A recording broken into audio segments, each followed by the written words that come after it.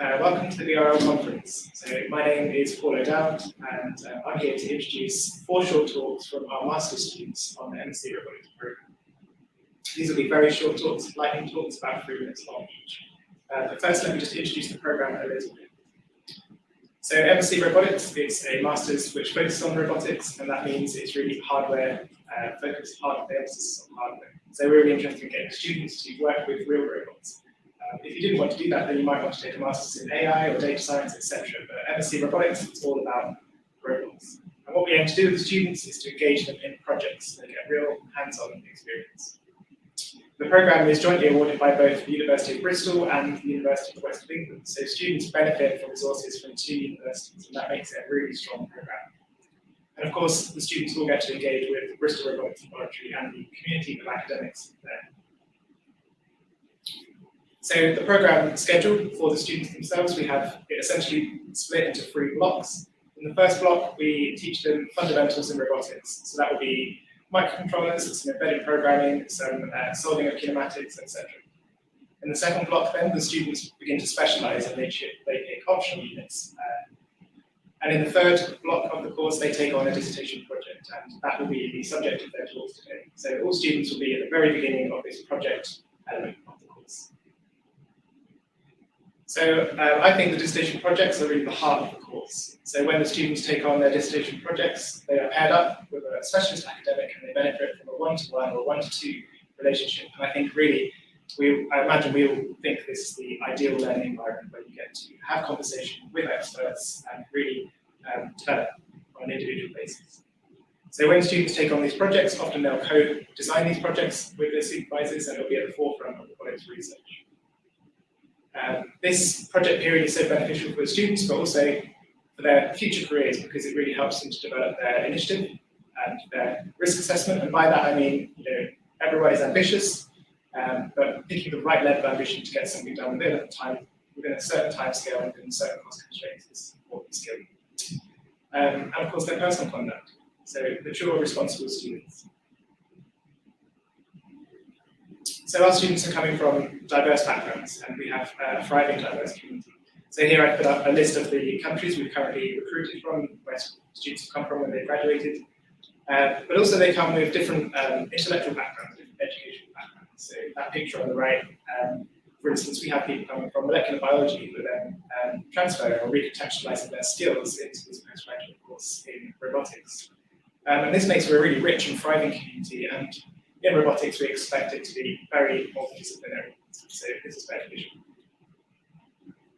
So another advantage of this then is our students go on into their careers and they also travel across the globe, and we're establishing a very large network of diverse individuals across many industries. And this is just such a great boon. So we're interested in having people join our community, so perhaps you want to come and study on MSc Robotics. We're also looking for sponsorship. We're always looking for industry partners to feed into dissertation projects. We're always looking for internship opportunities. And of course, we're looking for sponsorship as well. That would be of interest. So I'll finish here and get out of the way so our students can come on. Thank you for coming along today, and I hope you enjoy these talks.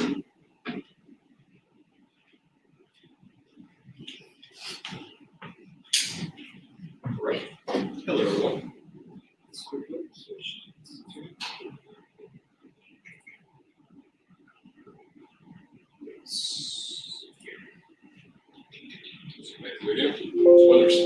Hello everyone, I'm Emmanuel Nunes, and today I'm going to present my master's dissertation project on the design and development of a hybrid material self-processing. First, I would like to present the context. This is the problem I'm trying to tackle. Currently, 20 to 30% of all stage users stop using their device eventually. This is due to multiple reasons, sometimes for lack of function, sometimes for lack of feedback, extreme costs, of overheads. And to tackle this, there are many designs available in the market. Some prioritize loads, some prioritize function. But in general cases, there's no one-size-fits-all solution. They have different kind of problems. In this context, for tackling this problem, I try to focus on the context of pre-abrasive prosthetic hands. In this case, we have the sample, the Phoenix, the self-Phoenix hand, an open source design that anybody can print and build and define themselves has seen substantial success as an open source alternative. And we'd like to combine this with existing softwares, which have seen also a lot of success in supplementing the abilities that rigid graspers lack. They show a really good ability to grasp delicate and irregular objects.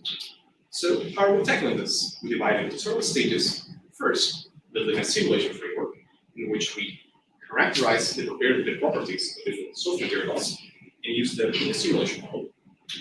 We feed this into we optimize with these properties for better looks, better functioning, and if possible, better sensors. And finally, we go to a testing phase. Normally, given current code conditions, we can only test pure mechanical properties, such as load, grip strength, and stuff like that. However, ideally, we would like to focus on giving the user a nice user experience. Bring users, ask about their hand performance, and ask them to compare and identify the problems with existing working solutions. And this has been it. Thank you very much for your attention. Next, my friend Sandy is going to present his project. Thank you very much.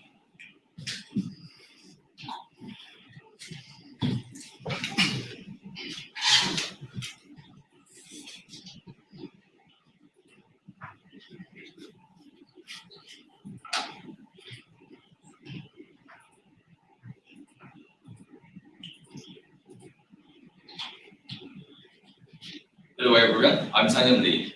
I'm going to introduce my dissertation project.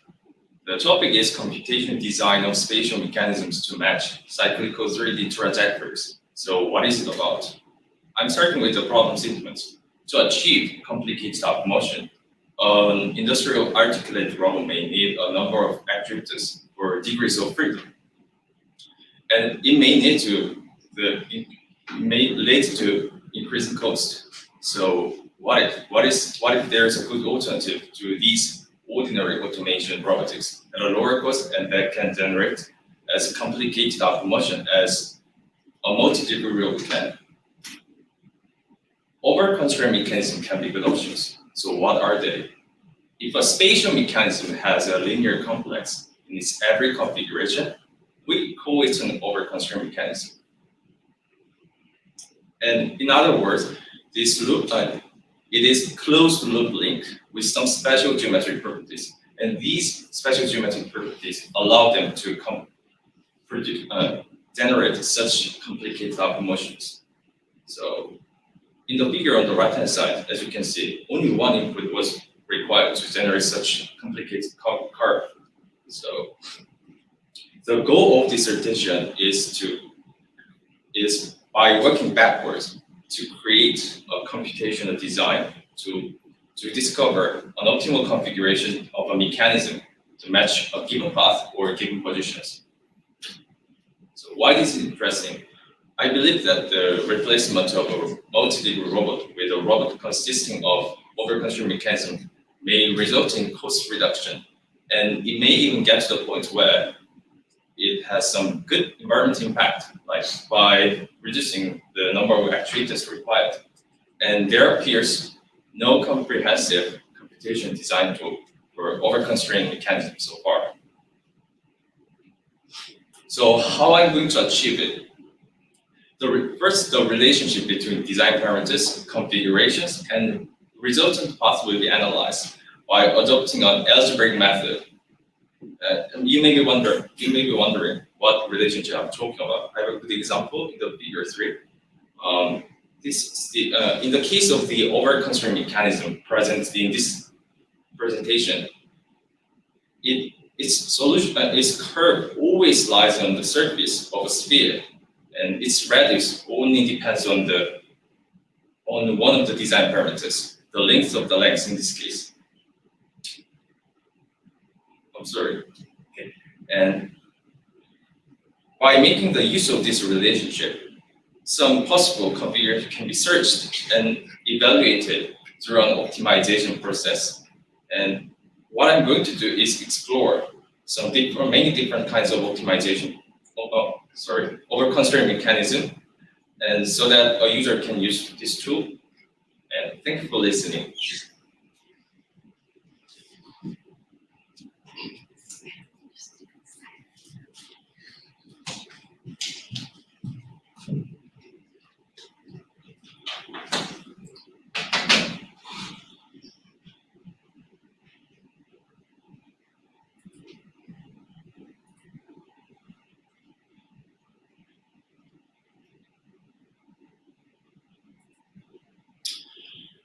Good morning, delegates. I'm Vijay Chandiramani, part of the MSc Robotics. My project is about improving dynamic performance and energy optimization of an open source quadruped robot. I'm supervised by Dr. Andrew Kong. Before I proceed, here's a question for this audience. What percentage of the Earth's surface you think is accessible by wheels and tracks? Think about it. I'll come back with the answer shortly. So, in this lightning talk, I'll talk about the what, why, how, and where we are with the project. So, we'll be using the base platform of a quadruped project designed by the ODRI, which is a partnership with the Max Planck Institute. It's got a family of very basic quadruped legged locomotion products which can be used to enhance and optimize. It's got a very basic design.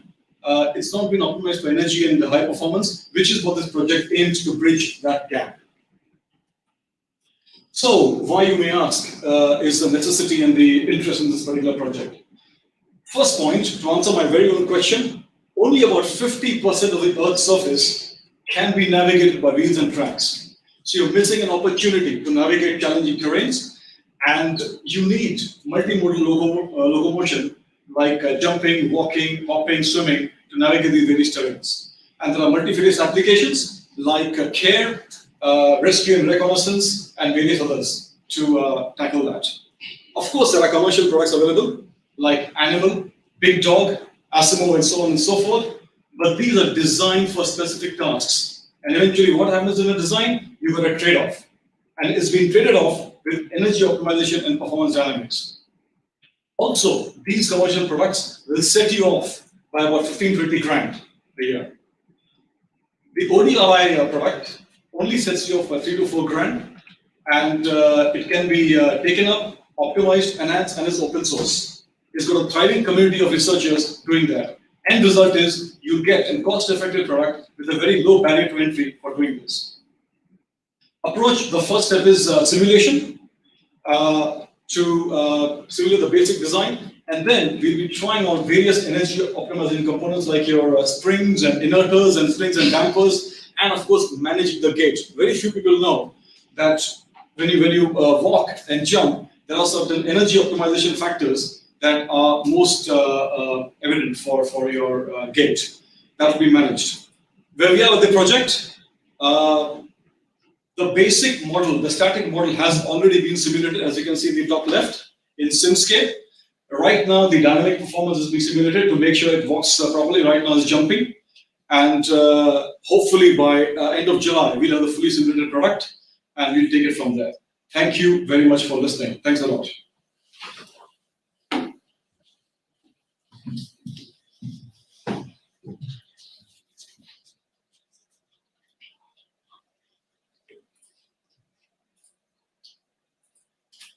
Hello, my name is Akwa Ikaokwa. I'm an MSc student at the Robotics Lab.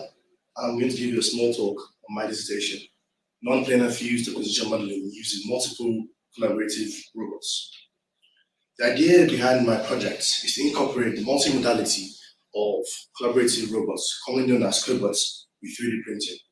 However, with a specific idea in mind. If you've ever had to 3D print any structure with a complex geometry, such as overhangs or any joint angles greater than 45 degrees, or any curves with a large tangential, you'd soon realize that you need support. Supporting 3D printing are temporary structures, which are usually less dense than the actual print, that are printed alongside the print, layer by layer, as the name implies, to support it. And without these support structures, the print is likely to fail. However, the problem with support structures is that it's temporary. and therefore and it requires filament, therefore increasing the printing time. And by increasing the printing time, and because of the temporary structures, this also increases the post-production process of 3D printing. Secondly, the area around the support, around the print, where the support structure was previously attached to, usually ends up with a worse surface finish than that of the area of the print without any support structure once it's been removed, also increasing the production time of 3D printing. So, and then thirdly, and the biggest issue with support structures is waste.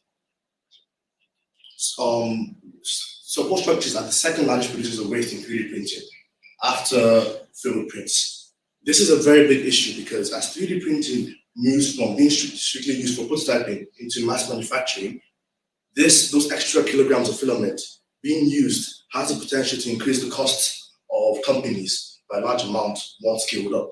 So the idea of my project is to remove the need for support structures. This is going to be done by using a few technologies.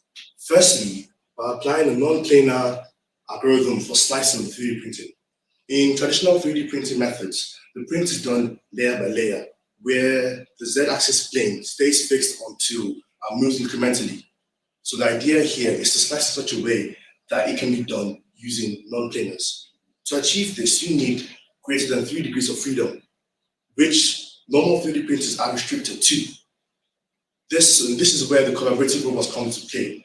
This is going to be used alongside 2 robotic arms. The idea here is to mimic a sculptor, where one hand holds the structure and the other hand holds the tool working on the product. This, in our situation here, I'm going to use 2 robotic arms. One hand has the nozzle where the filament will come out from, and the second hand, a mobile platform, which moves alongside this. So the trajectory of the robotic arms will be synced in order for all this to work together, and this would all be done through simulation. And from this, we can further implement this into actual robotic hands. Thank you.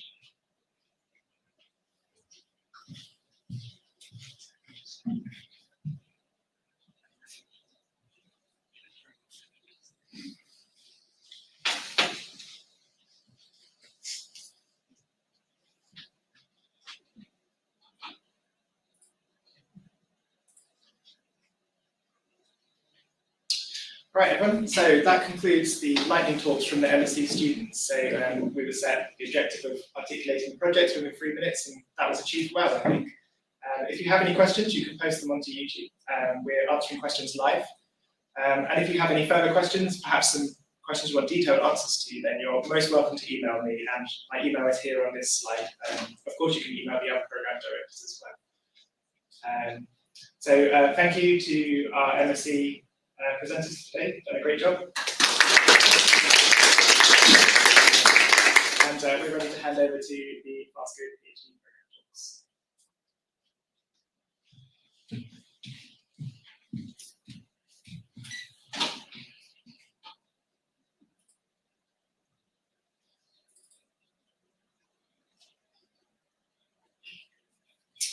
Hi, good morning. Thank you very much for joining today's talk. My name is Paul Harper. I'm the manager of the FastCode CDT. Very much look forward to talking you through our industrial opportunities within the program. First of all, I'd like to touch upon exactly what the FastCode program is. So essentially, it's a robotics and autonomous systems PhD. We have our base here at the Bristol Robotics Lab at Frenchley campus.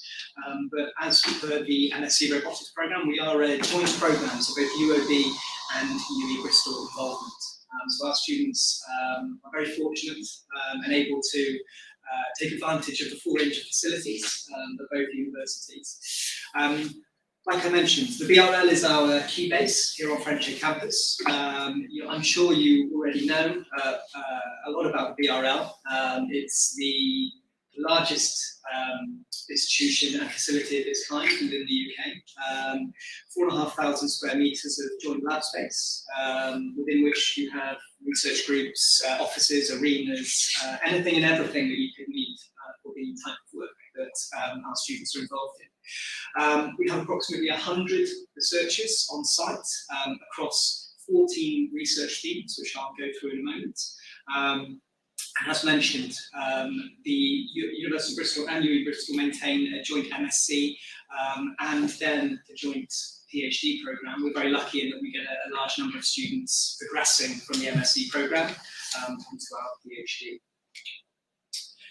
So as mentioned, we have a wide range of research groups within the BRL, and these are some of them here, ranging from driverless cars, industrial automation, multi-robot systems, active touch, soft robotics, assisted living, aerial, robot ethics, medical robotics, bio-inspired vision, tactile, multi-agent autonomy, and emotion response. So the full range of robotic activity is undertaken and researched within the BRL. The programme maintains a wide range of collaborations, and this is for a number of reasons. We are very aware of the societal implications of the work that we do. It's embedded within everything at the university. Responsible innovation is a key theme of Farscape and the MSc. This is also where things like robot ethics come into play. So, as mentioned, this is key to what we do. We also are aware of the impact or potential impact on the environment of our work, employment opportunities, the ethics that are involved in human-robot interaction. Law and regulation, as well, as another example. Robotics is a key and growth area, and of course, as you know, has a wide range of implications, some of which are listed here. What we have here is a word cloud that basically outlines some of the key words and key topics within our students' papers. You can see things like control, system, dynamic, biomimetic. These are all central and key themes within our student research. But then, of course, you can see lots of smaller words as well, just really emphasising the wide range of work that our students are involved in. Working with robots is actually all about the people. Something that we're really proud of within Farscape is the community aspect of the programme. The PhD programme is challenging. It's a dynamic and intensive programme, 4 years of study. Within that, of course, we maintain a fantastic community and system of support. And also, when you're working with robots as well, in terms of the applications and implications, we really need to think about this interaction with humans at all levels. Examples of this are robotics. You may be working with robots in future, you may control it, you may have to sell it. It could be flying over your head as a drone, it could be driving towards you as an autonomous vehicle. It could be handing you a drink. It could be inside your body if it's medical related or medically related. It could be mentioned in the news. It could be reading the news. Your local school could be getting one. So some of the challenges that are involved in this widespread dissemination of robotics throughout society, which is what is expected, a number of the challenges are not purely technical. They are, again, they revolve around and related to how these robots interact within society and with people. So, to talk a bit more about the Farscape programme, we are a CDT, which is a Centre for Doctoral Training, which is basically another word for a PhD programme with some value-added activities bolted on. Much of these relate to working with industry, which I'll go into in a bit more detail in a moment, but also things like responsible innovation, as I've mentioned, the community aspects, so we have a strong social aspect of the programme as well. We do a lot of work with the BDC, the Bristol Doctoral College, over at the University of Bristol, and they maintain a wide range of training programmes and value-added activities as well. So it really is it's a PhD programme, but with a little extra added on.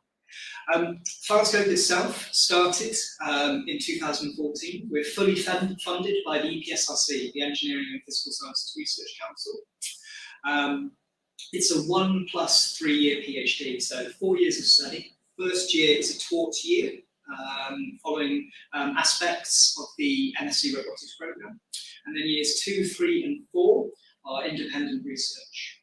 So our students get a blend of both taught activity and also the full independence of research activity following that first year.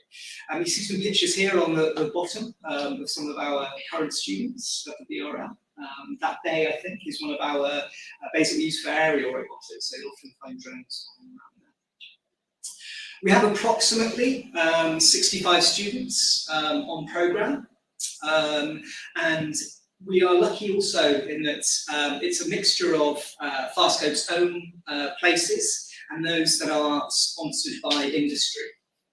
So yes, we receive the vast majority of our funding from the EPSRC. However, a small number of students each year are funded by UE and UOB, University of West England and University of Bristol. And then we also have industry sponsored students as well on programme. So a really nice mix of skills, exposure, knowledge to make that diverse community that I mentioned earlier.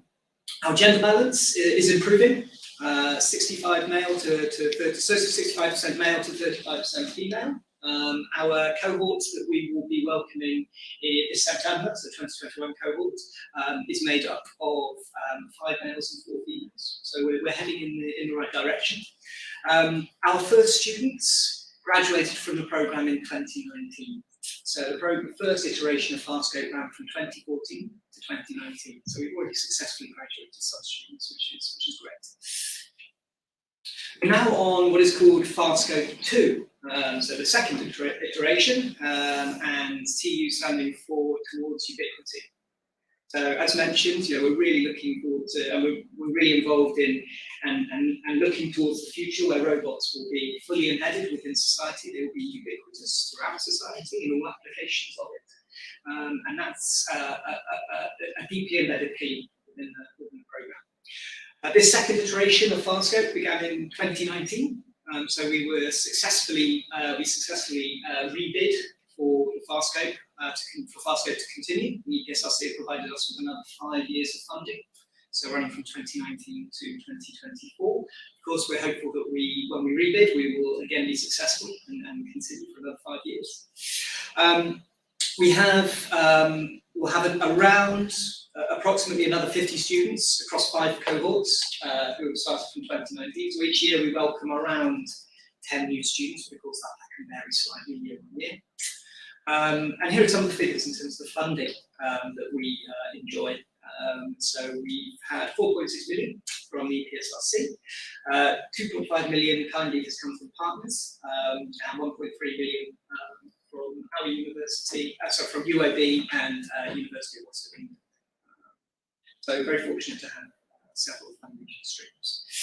You can see this T-based structure of the programme. So running across technical awareness, breadth and context. So you can see tools in the blue box, topics in the red, and context in the green. And then the depth of experience is gained by our students on the programme. Our academic team are leaders in their field and have put together a programme which we all feel really prepares our students for this ubiquitous future in which robotics are central and key.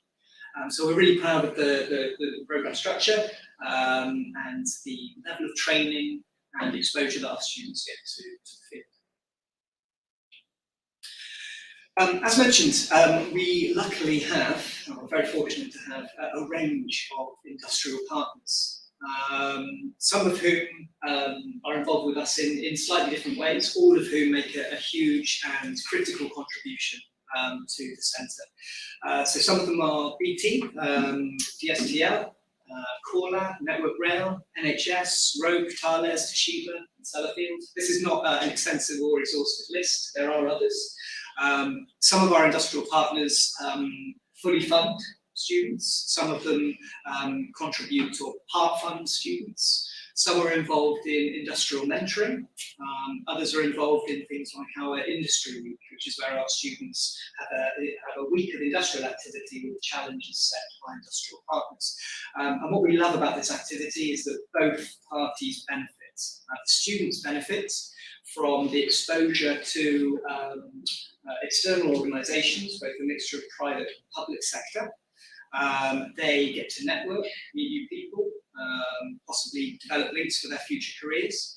And the industry partners essentially have the opportunity to bring industrial challenges to a group of PhD students who are becoming experts in their field, and we can work with you to try and solve those challenges. So as an example, we've had companies who have had, I won't go into too much detail, I'm probably not allowed, but we have had companies whose issues have been solved by our students, or at least certainly they have gone a long way to contributing to also solving those problems. So very valuable experience on both sides. Okay, so in terms of how you, as an industrial, as a potential industrial partner, or perhaps an existing industrial partner, can get involved with Farscope. There are a whole range of opportunities for you throughout the academic year. I've touched upon a few already. Some of the key ones are taking part in Industry Week, which typically happens around November. You can become an industrial mentor, and I'll go into a bit more detail in that in a moment, but essentially it involves meeting with a student 3 times a year. And we asked if one of those meetings can be on site at your place of work, obviously what the restrictions allowing. You can become involved with students' PhD projects and research. So again, this is another opportunity where perhaps you have issues or challenges that you would like our students to work with you on. You can create your own place if you would like. You can fully fund a PhD student and then have them working in collaboration with you. You can part fund a student. You can bid to top up. So we have some examples where students are fully funded, but then they are on what's called an industrial iCase, where they receive top up funding each year. There's a full and wide range of opportunities for you to get involved in. And at the end, I will of course give you my details, and if you would like to pose any, if you have any queries or would like to make any suggestions for potential collaboration, please feel free to ping those into the YouTube chat. Okay, so as a summary, I may have gone maybe going a bit ahead of time, but as a summary, Farscope will be open for at least another 3 years. So our students will be on the program for at least another 3 years. We'll be welcoming at least another 30 students.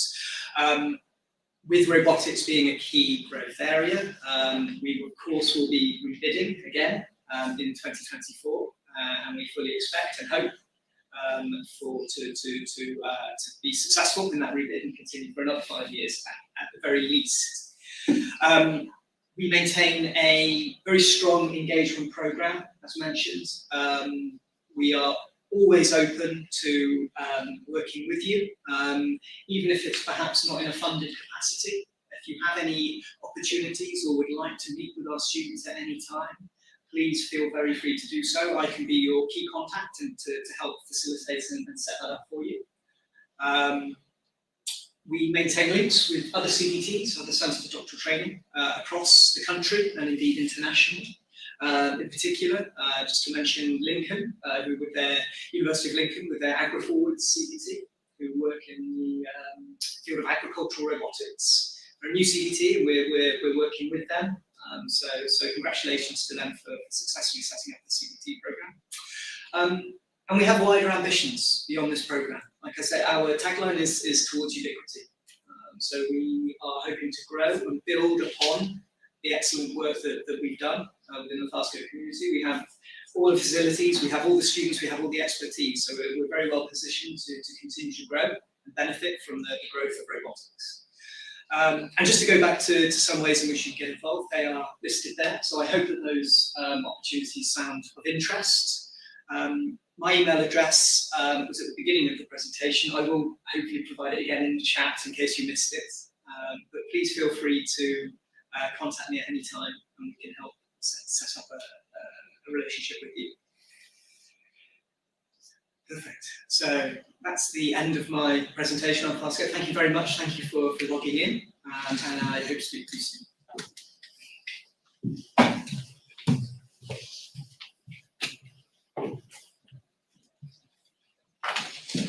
Hi everyone, it's me again. So we are ahead of schedule today.